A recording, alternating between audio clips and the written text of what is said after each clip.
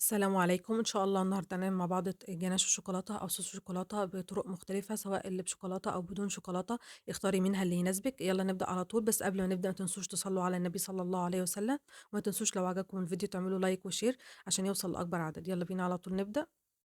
أول حاجة معايا بَر شوكولاتة كامل عبارة عن 200 جرام من الشوكولاتة الخام، هاكسّره لقطع صغيرة زي ما أنتم شايفين كده معايا. هاركنه على جنب لحد ما أحضّر بقية المكونات، وهي عبارة عن كوباية إلا ربع من اللبن، عليهم 3 معالق كبار من الكريم شانتيه. الكريم شانتيه هنا اللي هو الخام بدون سكر.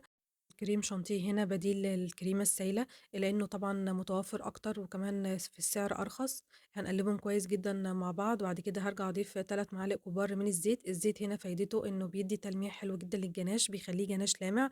هاقلبهم كويس جدًا مع بعض وهارفعهم على النار لحد ما يغلوا.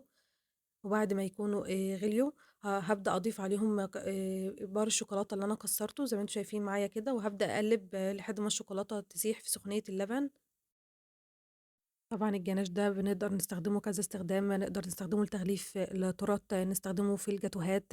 كمان الجناش ده بعد ما بيبرد خالص بنضربه بالمضرب الكهربائي، بيتحوّل لكريمة شوكولاتة تقدري تعملي بيها روزيتات.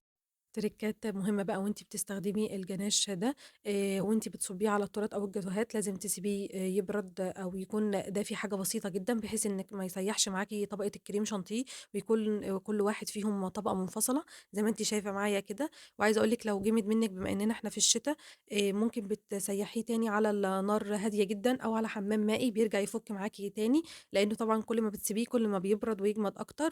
وزي ما أنتِ شايفة كده هنا بعد ما غلّفنا بيه التورتة، قد إيه هو سهل وبسيط وكمان فيه لمعة حلوة جدًا. وزي ما أنتِ شايفة هنا بعد ما ضربته بالمضرب الكهربائي عملت بيه روزيتات خفيفة كده تقدري تعملي بيها الأشكال اللي أنتِ عاوزاها. الجناش التاني بقى معايا ده جناش من غير كريم شانتيه، اقتصادي أكتر، عبارة عن ربع كوباية من اللبن، معلقة كبيرة من القشطة. القشطة هنا بديل للكريمة برضه، بتدّي تماسك حلو جدًا للجناش. باسيبهم على النار لحد ما يغلوا، وبعدين باضيف عليهم نُص كوباية من الشوكولاتة الخام، القطع زي ما أنتم شايفين كده. وبعد كده باقلّبهم لحد ما يدوبوا في سخونية اللبن. ممكن تستغني عن القشطة وتحطي زبدة، بس بصراحة القشطة بتدّي تماسك وقوام أحلى بكتير جدًا للجناش. وبعد كده برضه بارجع أصُبّهم على التورت أو الجاتوهات.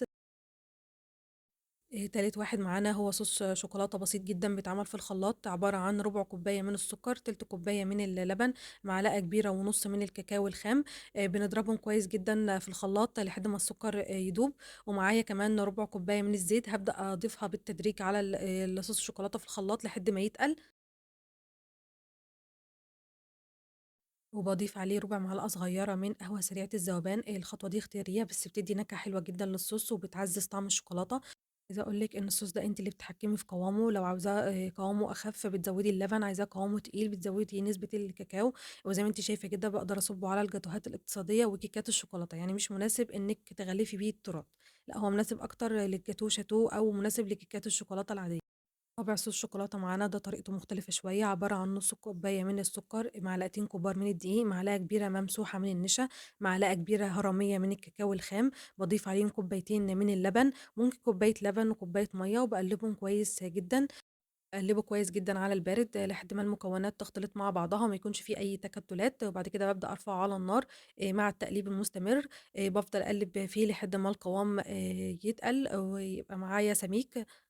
عايزة أقول لِك على كذا حاجة، إنه يُفضّل تستخدمي نوع كاكاو حلو عشان بيفرق في الطعم جدًا. وكمان ممكن تضيفي نُص معلقة صغيرة من قهوة سريعة الذوبان، بتعزّز من طعمه جدًا. بعد ما بيتقل معايا الصوص زي ما أنتم شايفين معايا كده، باطفي النار وأضيف معلقة كبيرة من الزبدة وأقلّب لحد ما الزبدة تدوب في الصوص. بعد كده بافضّيه في طبق، وبعد ما بافضّيه باغطّيه بكيس تلاجة عشان ما يعملش قشر على الوش، وبادخّله التلاجة يهدى ويبرد شوية.